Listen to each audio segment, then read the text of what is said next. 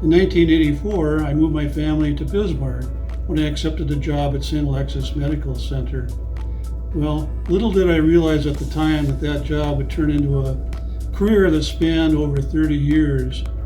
I was very proud to be part of an organization whose core mission was dedicated to helping people in need of healing in their lives. And that healing was kind of a combination of physical healing, mental healing, and spiritual healing. I was also proud to be part of an organization whose mission statement ended with the 6 words, "Let all be received as Christ."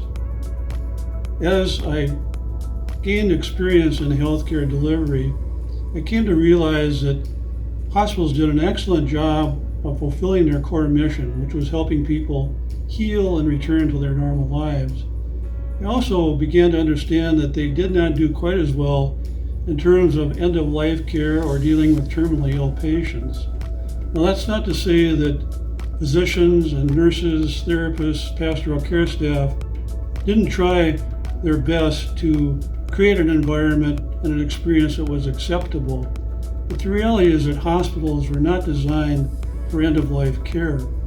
Why do I say that? Well, first off, hospital rooms are typically small for a reason, because they're focused on a person, an individual, a patient. They're also full of life-saving equipment, IV pumps, cardiac monitoring equipment, ventilators, and of course medical gas lines. And unfortunately, they're really not focused on involving families in either the care delivery process or in particular end-of-life care. I remember so many times I'd be walking through a critical care area, and I'd see families and families with children sleeping on the floor on blow-up air mattresses or huddled into chairs with pillows and blankets because they did not want to be far away from their loved ones as those final hours ticked away. I remember families gathered in that same area around bags full of McDonald's food for the same reason. They did not want to leave the area.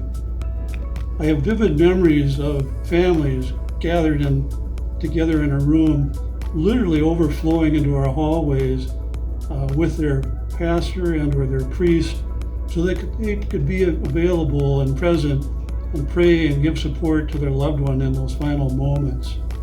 And we'd always go back to my office and I would think, there has to be a better way. And I knew there was a better way because we had done it with beginning of life care. We created some exceptionally good birthing rooms that would engage and allow patients and families to be involved in that beginning of life process. Not so much with the end of life care. And that's why I became very excited about the Gaia Homes concept, a residential care facility focused on the needs of terminally ill patients and the families that are involved in the journey with them. A facility that really does fill a gap in our continuum of care, not only in Bismarck-Mandan, but in the country in general. We have the opportunity to create something that is exceptional in terms of its approach to end-of-life care. We can do it with compassion, we can do it with dignity, and we can do it with privacy. We can take something that moves care from what I would deem to be acceptable to transformational. So, in order to make that happen, to make Gaia Homes a reality, we need your support. Please join with me, because together I believe we truly can do something great.